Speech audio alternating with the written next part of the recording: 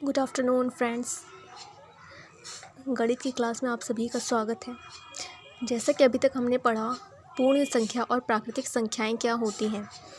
आज का मेरा टॉपिक है पूर्ण संख्याओं पर संक्रियाओं के प्रगुण। ये टॉपिक स्टार्ट करने से पहले देख लेते हैं कि पूर्ण संख्या क्या होती है। जब हम ज़ीरो को प्राकृतिक संख्याओं के साथ सम्मिलित कर लेते हैं तो प्राप्त संख्याएं पूर्ण संख्याएं कहलाती हैं। जैसे 0, 1, 2, 3, 4 एट्सेट्रा, ये सभी पूर्ण संख्याएं होती हैं। और जो 0 है वो सबसे छोटी पूर्ण संख्या होती है। योग का संवरक प्रगुण। दो पूर्ण संख्याओं का योगफल सदैव पूर्ण संख्या होती है। जैसे 2 + 3, ये दोनों ही पूर्ण संख्याएं हैं और इनका योगफल भी एक पूर्ण संख्या ही होती है। इन्हें हम योग का संवरक प्रगुण कहते हैं। नेक्स्ट है योग का क्रम विनिमय प्रगुण। दो पूर्ण संख्याओं का योग क्रम बदलने से अपरिवर्तित रहता है। जैसे 5 + 7 = 12, यानी कि 5 और 7 दोनों ही पूर्ण संख्याएं हैं और इनका जब हम प्लस कर देते हैं तो ये 12 हो जाती हैं। लेकिन अगर हम 5 + 7 का क्रम विनिमय यानी कि 7 को इधर कर दें और 5 को इधर कर दें, या किसी भी संख्या का जब हम क्रम विनिमय कर देते हैं तो उनका योगफल सदैव एक ही संख्या होती है। थर्ड है योग का तत्समक अवयव।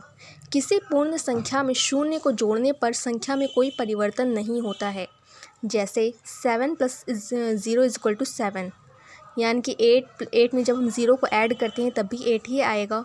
यानी कि किसी भी संख्या में जब हम 0 को ऐड करते हैं तो वो हमेशा वही संख्या आती है। इस कारण शून्य को हम योग का तत्समक अवयव कहते हैं।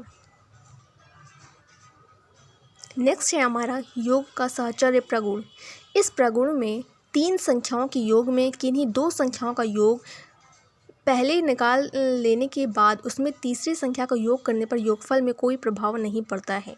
यह योग संक्रिया का साहचर्य नियम होता है।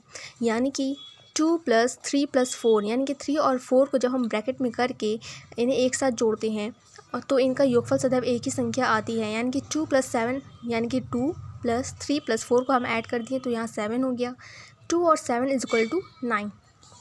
इसी तरह अगर हम 2 को ना ऐड करके, इसी तरह हम अगर 3 को इधर कर दें और 2 + 4 को ऐड करें तो 3, 4 और 2 = 6, यानी कि 3 + 6 = 9, यानी कि 9।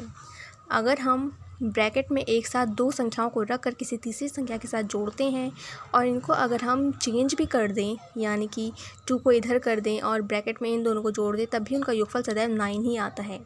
Thank you friends.